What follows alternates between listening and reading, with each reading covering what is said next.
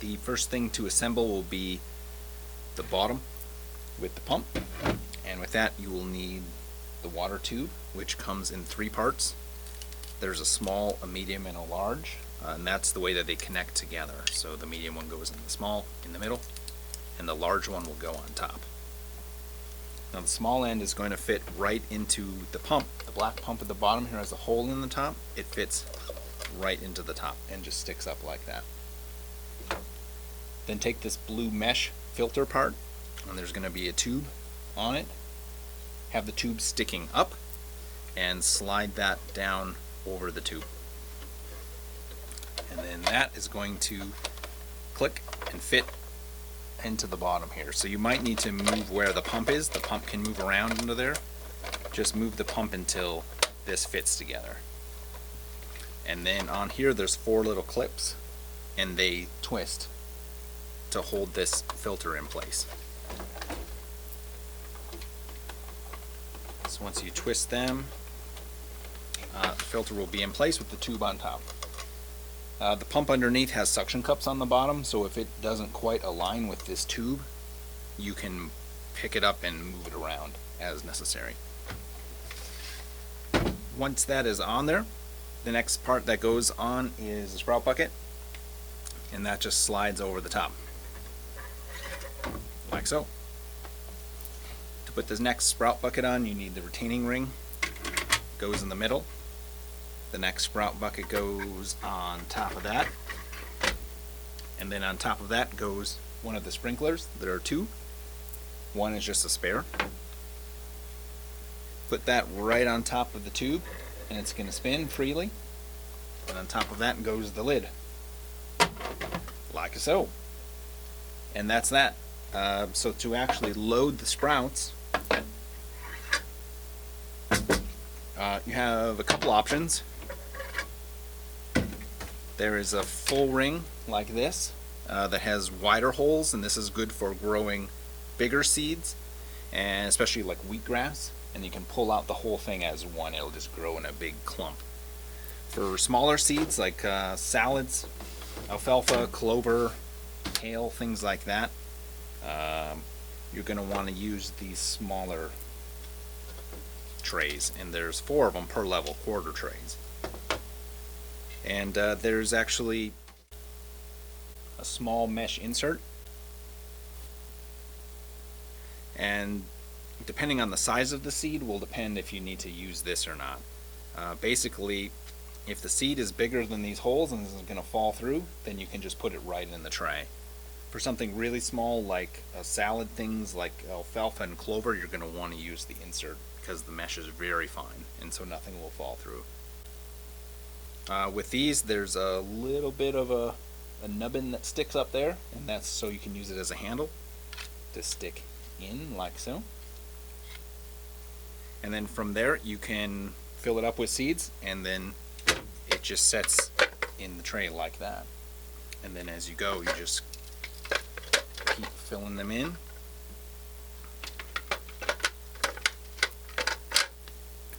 And once you get 4 in, you can put it in.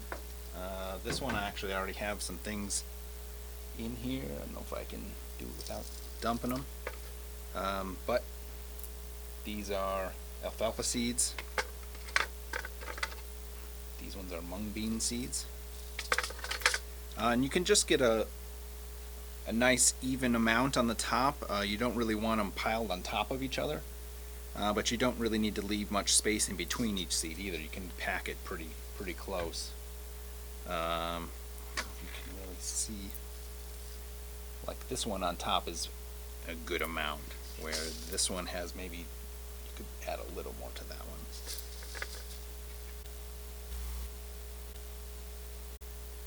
one. You don't have to run both buckets at the same time. If you just want to sprout one at a time, you can do that.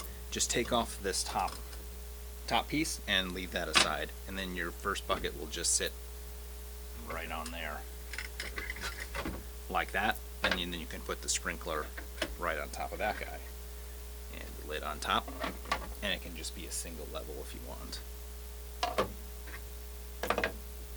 But for the 2 levels, put the tall guy on top, and And then if you want to fill the second level up with something, again, the ring sits on top. Oop, like so. That guy fits on top. Sprinkler on top. And go. And there you go. For the water, you fill the water up in the bottom here. And once the water is in there, all you have to do is plug it in into the wall. Click the switch to on, it'll light up, and it will start sprinkling right away.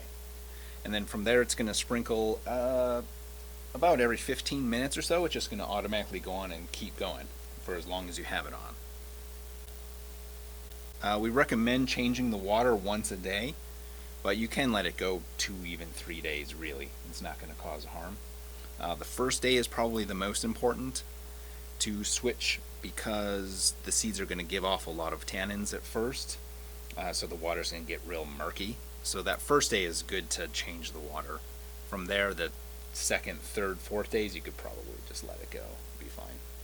From there, you just set it somewhere and leave it on, and it will just keep watering itself, and it will eventually, everything's going to sprout and grow. And from there, you can pull things out whenever you want. You can let alfalfa sprouts get all the way to the top of the barrel, or you can take them halfway, or with the quarter trays you can pull one out and start eating those while the others keep growing. Things like that. It's not going to make any difference if you pull one of these out and keep running the machine with only half the trays in there. That's fine.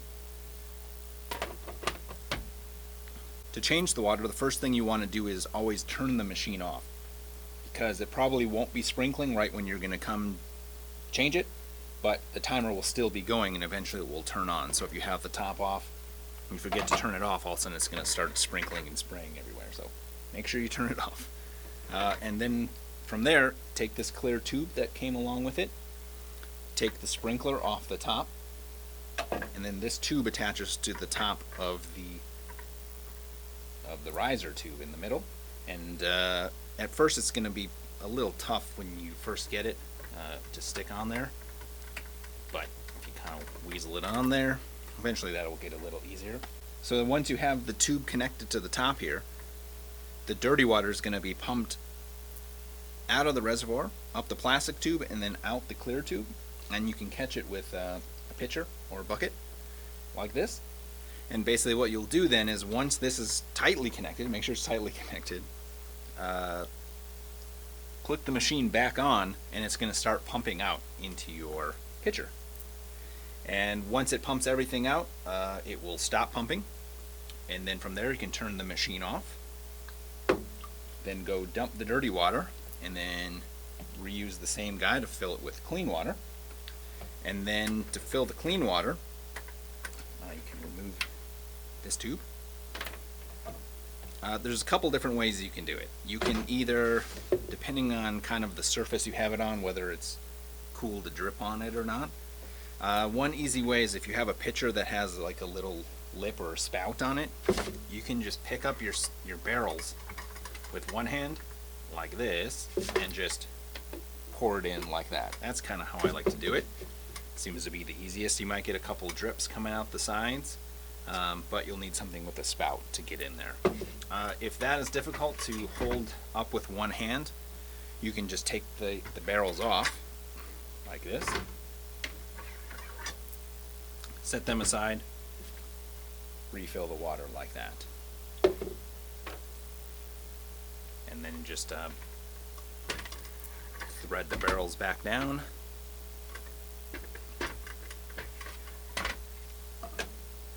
Put the sprinkler back on top, and then put the top back on, turn the machine back on, and you're ready to go. You got clean water going. If you do want to take the barrels off every time you add water, a good thing to use, we found, are plant saucers. These are like the plastic things that pots go on to catch the water. A 12-inch one works really good for taking the barrel off, setting it on a counter, and catching the drips, because there's going to be water in these a little bit when you undo it, so when you pull it off they're going to drip a little bit. So a saucer works really good. And I think that's pretty much everything. So let me know if you have any questions. If something doesn't fit together right, or if there's something I've overlooked. But otherwise, just fill it up and let it rip. Small seeds like alfalfa and clover, you can eat them when they're real small. So even if they're just, maybe inching out of like this much, you can already pull them and eat them. You don't have to let them grow that big. A lot of the ones in the store are actually real small. So you can get the first one going right away, let the other ones kind of start. And if you just want a constant supply, just pull 1/4, rip them out, put them in a Ziploc bag or Tupperware in the fridge, and then load it back up with new seeds and put it in, and you'll have constant sprouts forever that way. Another thing we found helpful, once the seeds start sprouting, there's going to be a lot of little seed casings that are on them, so you're going to want to wash them off before you eat them. Something that works really good is a salad spinner. So if you have a salad spinner, one of those things you put it in and it's like got a mesh thing and you crank it on the top, those work really good for washing the seed caps. If you kind of just dump them in the salad spinner and kind of wash it a few times, dump out the water and then spin it, will get them nice and dry too before you put them into some sort of container in your refrigerator. Alright, I think that is everything. Let me know what questions you have, and happy sprouting.